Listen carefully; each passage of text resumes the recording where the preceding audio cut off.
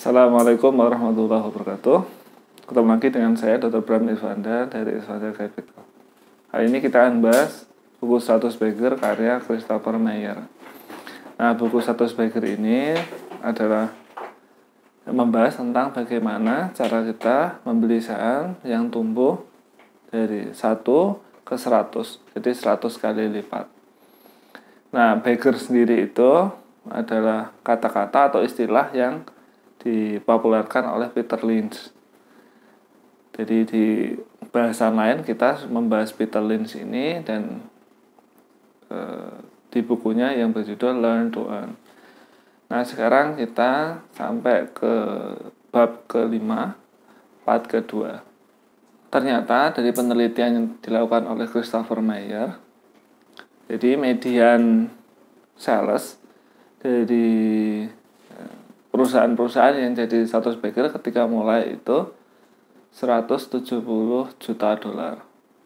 Jadi kalau dirupiahkan itu sekitar 2,5 triliun. Nah, jadi Meyer itu menjelaskan kalau memang tidak besar. Jadi yang kita cari itu perusahaannya itu bukan perusahaan yang terlalu kecil juga. Jadi karena medianya 170 ketika mulai tumbuh 100 kali lipat. Jadi nggak kecil-kecil juga. Nggak contoh 100 miliar kayak gitu. Contoh 100 miliar jadi 10 triliun kan sudah 100 Bagger, tapi nggak gitu juga. Terus median market cap-nya, jadi kapitalisasi pasarnya itu 500 juta dolar atau 7,5 triliun. Tapi kita harus jelas ya, karena itu di Amerika, dan di Amerika itu biaya hidupnya jauh lebih mahal daripada Indonesia, jadi ini bisa diturunkan. Terus dari data ini pelajarannya adalah kita bisa menghilangkan mitos bahwa yang pertama 100 Bagger itu harus dari perusahaan yang sangat kecil. Enggak. Jadi 100 Bagger bisa dari perusahaan yang menengah atau yang kecil. Jadi tidak harus yang sangat kecil. Yang kedua adalah median price to sales. Jadi harga dibanding omset itu sama dengan 3.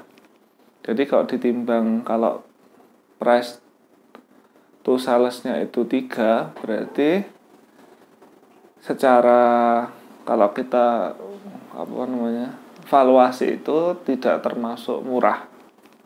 Jadi valuasinya tidak termasuk murah, tapi itu bisa tumbuh 100 kali lipat.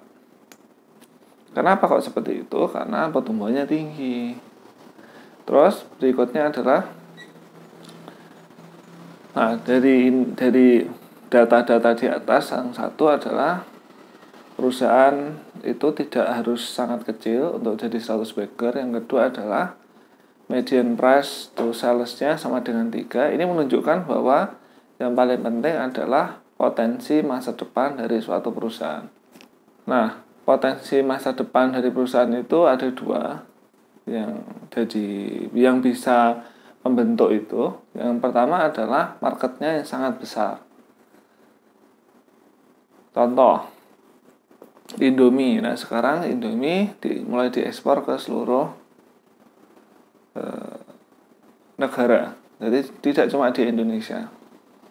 Kalau perusahaan Indomie itu kecil, maka dia akan bisa tumbuh dan akhirnya jadi 100 Bagger. Sayangnya Indomie itu ICBP itu sudah besar sehingga susah untuk tumbuh 100 Bagger. Terus cara yang kedua adalah mendominasi di market niche. Jadi market yang punya ceruk khusus. Jadi pasarnya kecil tapi jadi dominan. Contohnya yang di sini adalah Polaris. Jadi Polaris itu produsen snowmobile. Jadi kayak jet ski yang di salju itu. Nah, jadi seperti itu, dan Polaris ini jadi nomor 1 mendominasi di pasar yang kecil ini, pasar snowmobile. Akibatnya Polaris dapat 100 Bagger. Tapi mayoritasnya perusahaan itu bisa 100 bagger karena punya pasar yang sangat besar. Contohnya bisa tumbuh atau bisa membesar dengan cara ekspansi ke luar negeri atau bisa memasarkan produknya ke luar negeri. Dan perusahaan-perusahaan seperti ini lebih mudah untuk jadi 100 bagger. Nah, yang heboh sekarang adalah Tesla. Maka Tesla itu kalau belinya 2010 atau 2011 atau 2012, maka sekarang sudah 100 bagger. Nah, jadi karena apa? Karena produknya bagus, terus pasar pertumbuhannya sangat besar sekali di seluruh dunia. Dan sekarang Tesla itu mendominasi di pasar mobil elektrik. Terus berikutnya adalah Christopher Mayer itu menjelaskan rata-rata waktu yang dibutuhkan oleh perusahaan 100 bagger untuk mencapai 100 bagger dari dia mulai start sampai jadi 100 bagger adalah 26 tahun. Jadi waktunya tidak singkat. Kalau 26 tahun berarti sekitar 19-20% per tahun pertumbuhannya.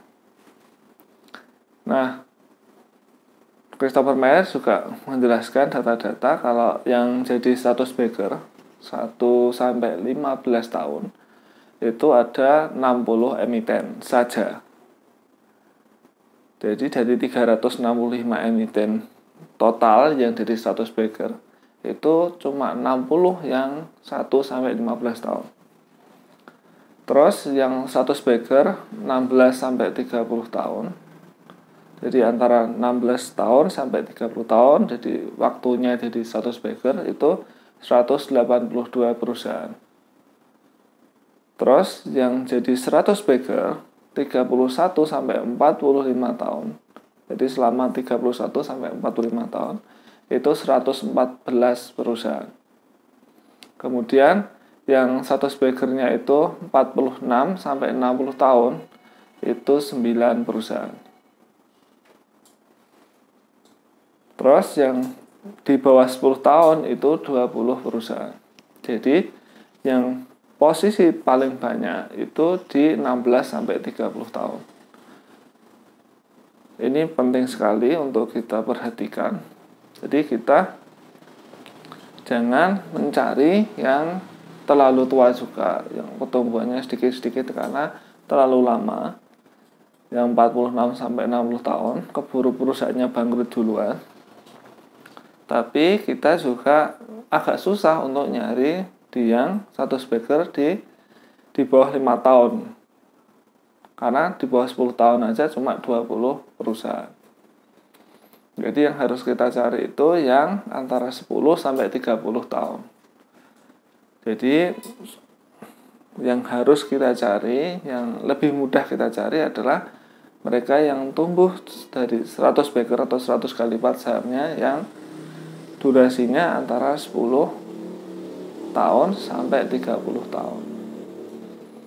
Nah, kemudian di buku ini dijelaskan babnya studi kasus, dan studi kasusnya bagus-bagus. Yang pertama adalah Monster Beverage. Jadi Monster Beverage ini dalam waktu 7 tahun itu tumbuh 100 kali lipat. Jadi Monster Beverage ini kalau teman-teman belum tahu adalah Monster itu yang di UFC, di oktagonnya itu ada monster gini dan bentuknya biasanya kaleng. Dia itu minuman energi dari Amerika. Kemudian berikutnya adalah Amazon. Amazon tentu saja kita tahu semua ya, Amazon.com. Jadi ini juga tumbuh 100 kali lipat, bahkan 2 kali. Jadi sejak IPO di 96 sampai tahun 1999 sudah 100 kali lipat. Kemudian berikutnya adalah 2002 sampai 2013 juga 100 kali lipat. Jadi sudah 100 kali lipat selama 2 kali. Terus kemudian Electronic Arts, yaitu ini pembuat game. Jadi bisa dibayangkan pembuat game saja yang industrinya sangat cepat berubah itu bisa mencapai 100 backer. Terus Comcast, jadi Comcast ini pemilik sangat banyak perusahaan. Jadi konglomerat, tapi konglomerat di media. Terus Pepsi tentu saja kita tahu minuman berkarbonasi. Terus Gillette. Nah, Gillette ini tentu saja yang laki-laki sering tahu karena Gillette ini adalah cukur, jadi cukuran kumis dan jenggot dan lain-lain. Jadi untuk bahasan studi kasusnya akan kita lanjutkan di bahasan-bahasan mendatang. Sekian dari saya. Bila ada pertanyaan terkait materi ini, silakan tulis di kolom komentar di bawah. Terima kasih atas perhatiannya. Assalamualaikum warahmatullahi wabarakatuh.